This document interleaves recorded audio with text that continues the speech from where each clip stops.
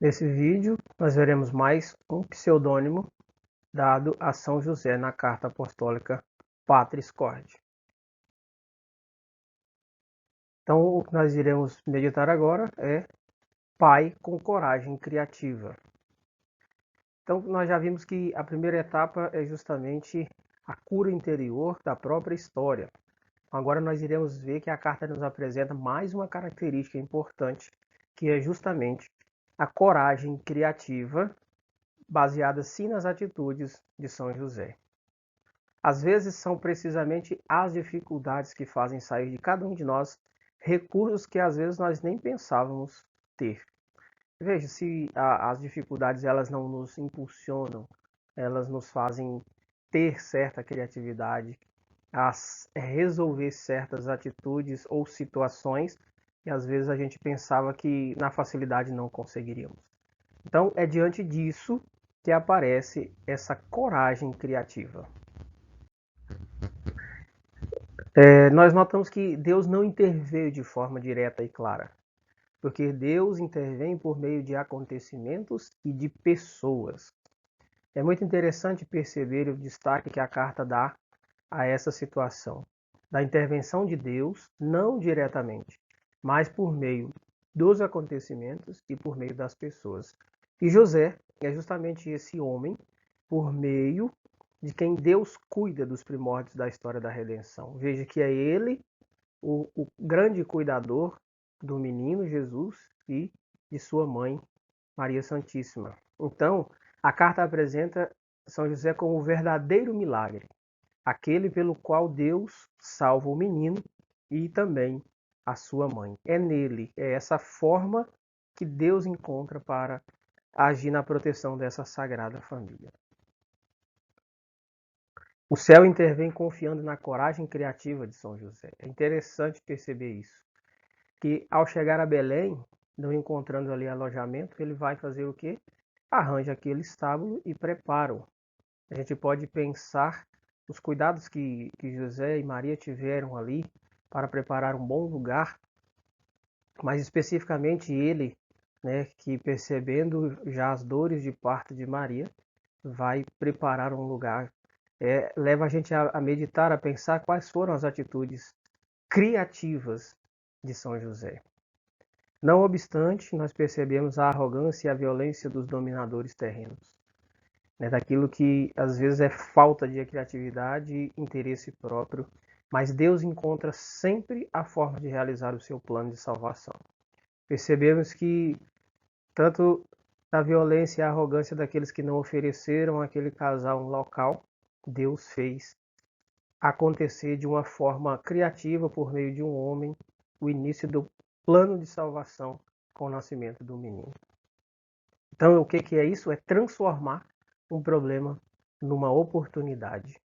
Veja que dessa dificuldade, Deus intervém por meio de José, Maria, e aí acontece sim o início do plano de salvação para todos nós. Se em determinadas situações parece que Deus não nos ajuda, porque muitas vezes parece que nos deparamos assim, isso não significa que nos tenha abandonado, mas que Ele confia em nós, confia naquilo que nós podemos projetar, naquilo que podemos inventar, naquilo que podemos encontrar. É bonito saber que aqui retoma aquele passo da responsabilidade.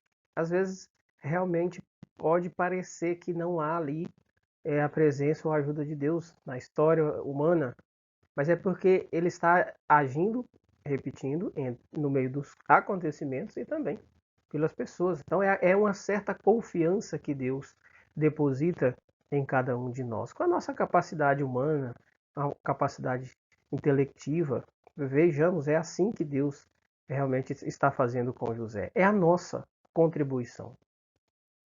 Jesus reconhece a fé criativa com que aqueles homens procuram trazer-lhe o amigo doente. É aquele paralítico que, em meio à multidão, com dificuldade de chegar até Jesus para que ele pudesse curá-lo, os amigos vão montar ali uma espécie de maca e o oferecer a Jesus por cima do telhado. É justamente perceber aí também uma fé criativa. teria ele aprendido isso com as atitudes de José? Então, quando ele valoriza essa atitude dos amigos, atitude criativa, quando ele valoriza isso no Evangelho de Lucas, será que ele também não está percebendo que essa atitude criativa já vinha, ele já havia percebido também em seu pai adotivo? É interessante perceber isso. O Evangelho não dá as informações relativas ao tempo que Maria e José, né, e também o menino permaneceram no Egito, mas destaca que naquele período eles tiveram que comer, tiveram que encontrar uma casa, tiveram que encontrar ali um emprego, porque eles eram migrantes, logicamente. Então, como sobreviver nesse meio, como sobreviver nesse ambiente, como sobreviver nesse local? Precisavam se manter. E aí, com certeza, a criatividade e a coragem de São José vai ajudar em tudo isso aqui para manter a sua família. E repetindo, como diz a carta, precisavam comer, precisavam de uma casa e precisavam, logicamente, de um emprego. Nesse sentido, diz o Papa, creio que São José seja verdadeiramente um padroeiro especial para quantos têm que deixar a sua terra por causa das guerras, por causa do ódio, da perseguição e também da miséria. Então, São José aqui aparece como aquele padroeiro especial dos que têm que sair de sua terra, mas que não estão sozinhos, né? E aí as dificuldades que podem nos levar, às vezes, a sair dos nossos locais, é isso que a carta mesmo apresenta. Então, que estão também presentes no mundo de hoje. As guerras, o ódio entre alguns povos, etnias, a perseguição, a própria miséria, né? São meios que fazem deslocar-se de alguns lugares saindo da nossa terra natal. E aí está o padroeiro especial, como diz a carta, que também intercede pelos migrantes. Deus confia neste homem. É interessante essa frase porque aqui há Deus depositando uma fé, uma confiança nesse homem, que é um homem simples. O mesmo faz Maria. Maria também confia nele. Ela encontra em José aquele que não só lhe quer salvar a vida, mas aquele que sempre a sustentará e também sustentará ao menino. É a confiança. Então, nós vemos Deus que confia em José, nós vemos Maria que confia em José. E com certeza o menino, um pouco depois, já um pouquinho mais velho, com certeza ele também deposita muito a sua fé em São José. Nesse sentido, São José ele tem que ser considerado o guardião da igreja. Por quê? Poderíamos nos perguntar. A causa é simples. A igreja é o prolongamento do corpo de Cristo na história. Então, se ele protege o menino, ele é também guardião da igreja. E ao mesmo tempo na maternidade da igreja, que é espelhada na maternidade de Nossa Senhora.